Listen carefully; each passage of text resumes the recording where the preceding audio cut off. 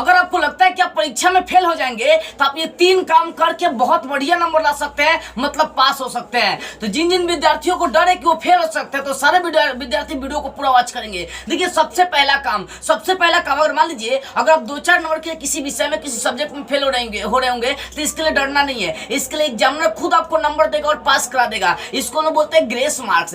Grace mark का मतलब होता है कि अगर आप 1-2 नंबर से फेल हो रहे हैं, 3 नंबर से फेल हो रहे हैं, 4 नंबर से, मिनिमम 10 नंबर से अगर फेल हो रहे हैं तो वहां भी कई बार ग्रेस मार्क्स दे दिया जाता है। लेकिन कम से कम अगर 4-5 नंबर से 1-2 नंबर से फेल हो रहे हैं तो आप फेल होने नहीं देगा एग्जामिनर, आपको वहां पर पास कराने का काम करवा देगा। ठीक है, तो पहला आपके पास ऑप्शन चलाता है ग्रेस मार्क्स का। किसका? ग्रेस मार्क्स का। अगर आपका रिजल्ट 1-2 नंबर से कम रहता है वो ग्रेस मार्क्स मिल जाएगा। तो 1-2 नंबर आपको ग्रेस मार्क्स से मिल जाता है। यानी 1-2 नंबर से अगर फेल होने का डर है तो उसको छोड़ दीजिए, ग्रेस मार्क्स आपको वहां पर पास करवा देगा। अब दूसरा कंडीशन आता है कि अगर आपका रिजल्ट साफ कम आ गया है, जैसे मान लीजिए आपको मैथ में ऐसा था कि मेरा 85 आएगा और भैया आपका चला 30 आ गया, भैया आप मैथ में फेल हो गए, तो उस कंडीशन में आपके पास एक ऑप्शन आते हैं जिसको लोग रीचेक बोलते हैं। मतलब आपको लग रहा है कि इस विषय में मेरा नंबर कम है या आप इस विषय में फेल क्यों हो गए, तो आप रीचेक में कॉपी डाल सकते हैं। अब रीचेक का ऑप्शन कब आता है? तो रीचेक का ऑप्शन आपका एग्जाम जब रिजल्ट जब आता है ना, तो रिजल्ट आने से शुरू ही हो जाता है। मतलब रिजल्ट से लेकर आप 20 दिन के अंदर में आप क्या कर सकते हैं, रीचेक करवा सकते हैं। देखिएगा, ठीक है ना। तो रीचेक तब होगा जब आपको लग रहा है कि मैं फेल हुआ हूँ, मतलब आपको लग रहा है कि मैं पास हो सकता था फिर भी एग्जामिनर फेल किया है, तो उस कंडीशन में आप चैलेंज कर सकते हैं।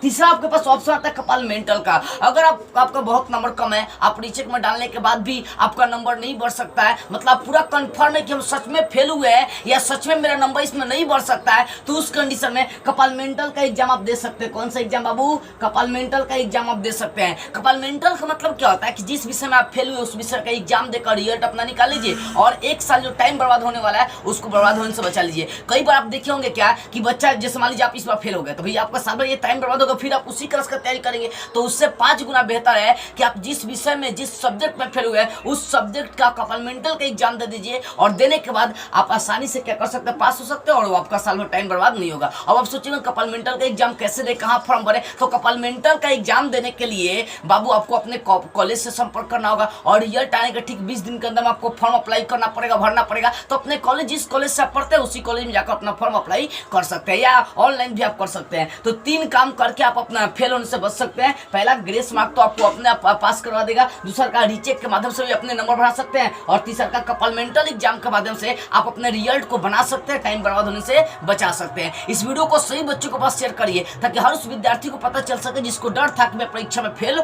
हो जाऊंगा। जय हिंद।